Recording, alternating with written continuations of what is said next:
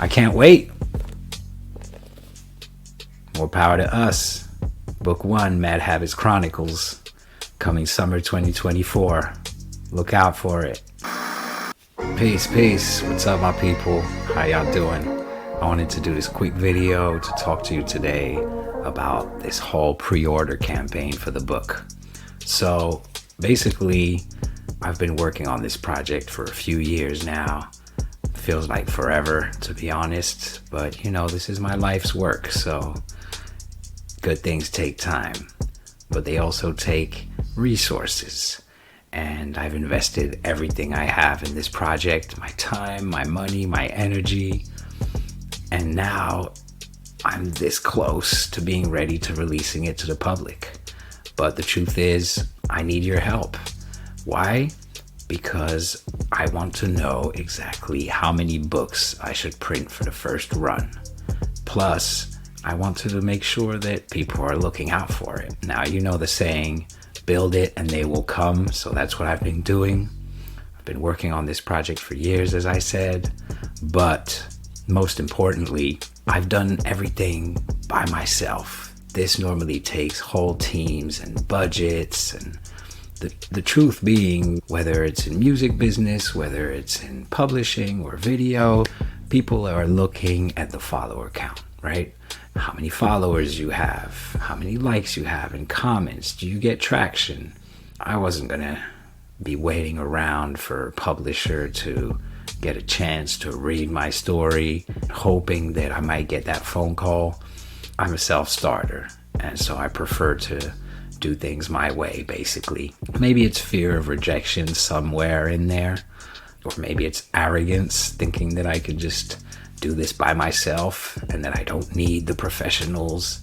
But I think most of the time it's also a question of validation, and this idea that if we publish with a big house, with a big publisher, then people will respect us as an author. Now, to be honest, my knowledge of publishing is that there's a whole structure put in place to help you turn your ideas into a product. And I'm not mad at that. On the contrary, it must be great. It must be nice to have someone give you a check and then take care of making sure your content is edited and corrected and formatted in the right way, and then hiring designers, editors, all these little things that transform a book into an actual product that you can buy in stores. Now, the problem with that is you get all this luxury in exchange for your intellectual property. That's how it goes. You accept in advance, and in exchange, you give up the rights to exploit your art or your creation. And the issue with that is the splits. The splits are pretty drastic. From my understanding and knowledge of the business, you're lucky if you get 10% of royalties, right? So 10% of profit, right? Let's just say it's 10% of revenue. Imagine my book is selling for $10, right? Now, let's just say by luck, I get a $10,000 advance from a publisher, right? That advance is recoupable, which means it's a loan.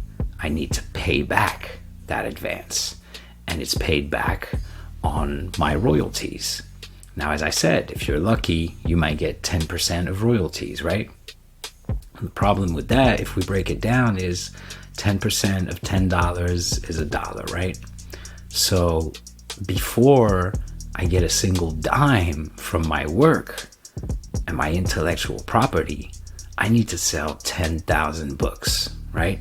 Now, I've looked at the numbers. They're terrifying. Basically, most authors don't ever sell more than 1,000 copies. A small percentage of authors get to sell more than 10,000 copies, which means that this advance is basically the only thing I might get from this book. And, in exchange for that, I have to give up on creative control. And have somebody else decide when they're going to release my work, if they're going to release my work, what needs to be changed or not. And the truth of the matter is, I prefer to talk to you directly. And so I'm going to build this thing one step at a time. It's not an easy task. It's a long journey, but I've done it before in music. Back in the day when I was a DJ, I used to put out mixtapes and I used to go sell those in the street. So I'm not afraid to talk to the people. And I've always been a strong advocate for independence and what they call DTC nowadays, which is direct to customer or direct to fan, which is basically bypassing the middleman. And as I've said before, I've been very inspired by a ton of different artists and creatives and entrepreneurs along my journey. As you can see, if you go through the website, I was inspired by, rest in peace, Nipsey Hussle and his Proud to Pay campaign. Back in the day when we used to sell our CDs in the street, like that was a dream to be able to just be like, hey, we've got a new drop coming. We're going to be at this place. This is the price, and, sell out in the day and then put it out for free the next day on the internet. And everybody gets to choose how they want to support. I think that was such a strong statement. And the fact that with his Crenshaw mixtape, he was actually able to pull in 100K on the first day, which is probably more than the advance he might have gotten at the time.